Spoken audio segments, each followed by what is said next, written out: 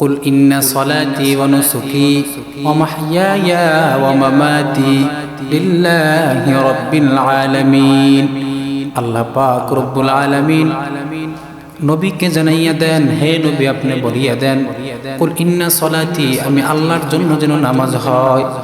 এখন সমস্ত কাজ আমাদের দুনিয়ার জন্য হয়ে যাইতেছে। আমাদের খাওয়ান, আমাদের চলা, আমাদের কথা বলা, ভালোবাসা, সব জিনিস আমাদের এখন হয়ে যাইতেছে একমাত্র দুনিয়ার জন্য।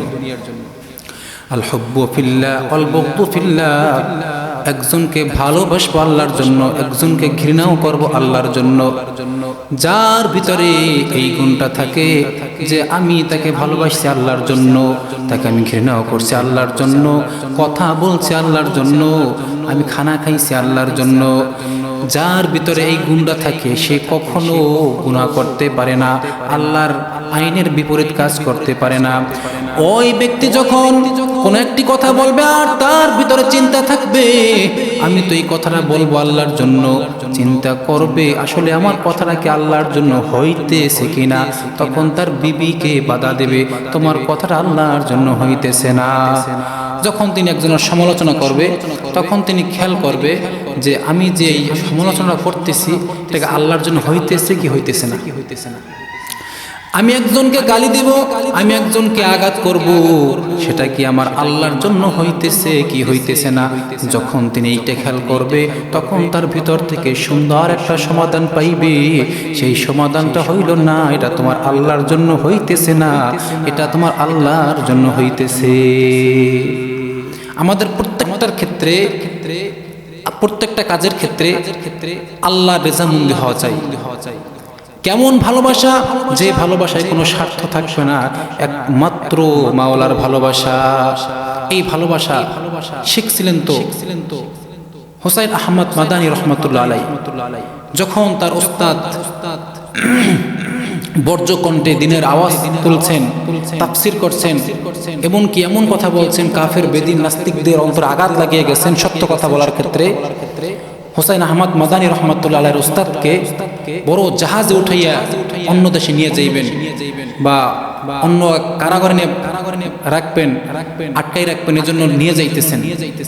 হুসাইন আহমদ মাদানী রহমতুল্লাহ আলাইহি ওই জাহাজের উপরে দৌড়ে উঠিয়া গেছেন, বলতেছে ও জাহাজওয়ালা ভাই, তোমরা যদি আমার উস্তাদকে নিয়ে যাইতে চাও তাহলে সাথে সাথে আমি হুসাইন আহমদ মাদানীকেও নিয়ে যাও, কারণ আমি হুসাইন আহমদ মাদানী তো তার দর্শে বসি, আমি তার দ্বারা দিন শিখি, আমি মাওলার পরিচয় পাইছি তার মাধ্যমে, আবার নবীর পরিচয় আমি তার মাধ্যমে আমি পাইছি। তোমরা যদি আমার উস্তাদকে নিয়ে যাও আমি কার মাধ্যমে শিখবো? এটাকে বলা হয় ভালোবাসা। যে ভালোবাসা কোনো স্বার্থ থাকে না, যে স্বার্থটা থাকে সেটা হচ্ছে আল্লাহকে পাওয়ার স্বার্থ। হুসাইন আহমদ মাদানী রহমতুল্লাহি আলাইহির উস্তাদকে যখন ওই জাহাজের উপর উঠাইয়া নিয়ে যাইবে, নাস্তিক বেদিনেরা যখন নিয়ে যাইবে, হুসাইন আহমদ মাদানী রহমতুল্লাহ আলাইহি তিনি দ্রুত গতিতে জাহাজের উপরে উঠিয়া বসিয়া পড়ছে।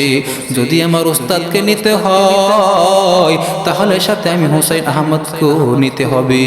এটা কি বলে ভালোবাসা? ওই যে যারাই আটকায়া তার উস্তাদকে নেওয়ার জন্য ওই কারাগারে নিয়ে যাইবে, ওই লোকেরা, সেনা লোকেরা, পুলিশেরা বলতেছে না না, এই লোকটা কোনো সাধারণ লোক না যে তাকে নিব, তার সাথে আরো ছাত্ররা যাইতে চায়, তার মানে তিনি একজন বিচক্ষণ লোক। সুবহানাল্লাহ, কেমন ছিলেন তাদের ভিতরে ভালোবাসা বন্ধু? এটা কি বলা হয় ভালোবাসার? হুসাইন আহমদ মাদানী রহমাতুল্লাহ আলাইহি তিনি কত বড় আল্লাহর ওলি ছিলেন। তিনি একজন এত বড় মাপের একজন আল্লাহর ওলি কামেল। একদিন তিনি ট্রেনে যাইতেছে, এক ইংরেজ তার পাশে বসা ছিল, তার পেটের ভিতরে ব্যথা শুরু হয়ে গেছে, টয়লেটে যাইবে। হুসাইন আহমদ মাদানী রহমাতুল্লাহ আলাইহির সাথে কথা বলে হঠাৎ করিয়া ওই ইংরেজ লোকটা বাথরুমে গেছে, যাইয়া দেখতেছে যে বাথরুমটা অপরিষ্কার, আবার চলে আসছে। এখন জায়গায় বসিয়া বিরক্ত ভাবে তিনি বসিয়া রইছে, এমন মুডে বসিয়া রইছে, তার দিকে তাকাইলে মনে হয় তিনি কি যেন একটা কষ্টে আছে। হুসাইন আহমদ মাদানী রহমতুল্লাহ আলাইহি জিজ্ঞেস করছে যে ভাইজান আপনার কি কোনো সমস্যা? আপনার কি? এতক্ষণ কথা বললাম ভালো মানুষ, এখন তো দেখতেছি যে কই আপনার মুডটা যেন কেমন হয়ে গেছে। বলতেছে যে মানে বাথরুমে গেছি, যাওয়ার পর পরিস্থিতি সেরকম দেখিনি। হোসাইন আহমদ মাদানী রহমাতুল্লাহ আলাইহি তিনি বুঝে গেছেন। হোসাইন আহমদ মাদানী রহমাতুল্লাহ আলাইহি বাথরুমে গেছেন, যাওয়ার পর মাথার পাগড়িটা ছুটাইয়া মাজার সাথে বাঁধিয়া বাথরুমটা পরিষ্কার করিয়া হাসিয়া বলতেছে, স্যার আপনি যে বাথরুমে গেছেন আমিও গেছি, কিন্তু আমি তো যে দেখলাম পরিষ্কার। সুবহানাল্লাহ। ওই ইংরেজ লোকটা যখন আবার গেছে, যাওয়ার পর দেখতেছে একেবারে পরিষ্কার। চিন্তা করলে, হায় রে, মুসলমানদের আদর্শ এত সুন্দর, এত সুন্দর আদর্শ। হাই ভাই, আপনি আমি সেই আদর্শটা কোন ভাবে ব্যয় করি?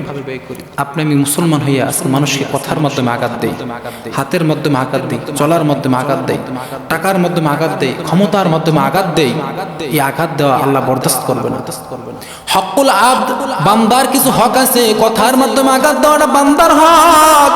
আপনি যদি কাউকে কথার মাধ্যমে আঘাত দেন, গীবাত করে আঘাত দেন, জুলুম করেন, নির্যাতন করেন, ওই বান্দা যতক্ষণ পর্যন্ত মাফ না করবে, আল্লাহ আপনাকে আমাকে মাফ করবে না। এজন্য উচিত তার কাছে প্রথমে ক্ষমা চাওয়া। আমরা তো গীবাত করছি, আমরা জেনা ব্যভিচার করলে আমরা আল্লাহর কাছে মাফ চাই, ক্ষমা চাই, শিরক করলে আল্লাহর কাছে ক্ষমা চাই, কিন্তু আজও পর্যন্ত কেউ বলতে পারবেন যে একজনের গীবাত করার পরে আমি তার কাছে কি মাফ চাইছি বা বলছি ভাই আমি ভুল করে ফেলাইছি? এটা আমরা কখনোই আমরা খেয়াল করি না, বা এই গুনাহটা করার পরে ভিতরে আমরা অনুধাবনও করি না। যেন উচিত কারো যদি মনে কষ্ট দেওয়া, তার কাছে মাপ চাওয়া।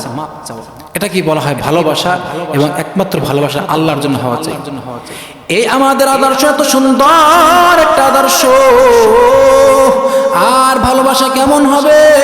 এক লোক নামাজ পড়বে কাঠুরিয়া, নামাজের জন্য তিনি ঘুরতেছে, একা নামাজ পড়বো কিভাবে?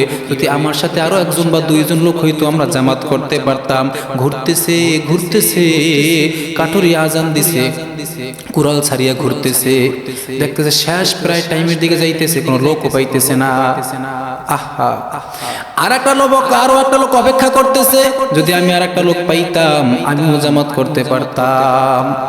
যে লোক বসিয়েছিল সেই লোক আল্লাহ, তিনি বলতেছে যে আমার মতো কি বড় হইতে পারে? আমি তো নামাজের জন্য ছটফট করতেছি, মনে হয় হ্যাঁ আমি নিজের ভিতরে একটা অহংকারিত্ব সৃষ্টি, অহংকারিত্ব আনবেন। এবং আরো একজন লোক, যে লোক ঘুরতেছে লোক, তিনিও মনে করছে আমি বড়। এখন হঠাৎ করে এক লোক আসে বলতেছে, ভাইজান আপনারা কি নামাজ পড়ছেন? বলতেছে না আমরা নামাজ পড়ি নাই। বলতেছে তাহলে নামাজের দ্বারাই যে আমরা নামাজ শুরু করিয়ে দেই। বলতেছে ভাই আপনি সামনে যান। ওই যেই লোক ওই দুইজনের মাঝখান থেকে আসছে, ওই লোকের সামনে দিছে। যখন ওই লোক নামাজ পড়ানোর জন্য গেছে, 4 রাকাত নামাজ পড়তে সময় লাগে, সর্বোচ্চ 10 মিনিট লাগে না, 7-8 মিনিট কি 5 মিনিট সময় লাগে। ওই লোক এমন ভাবে নামাজ পড়তেছে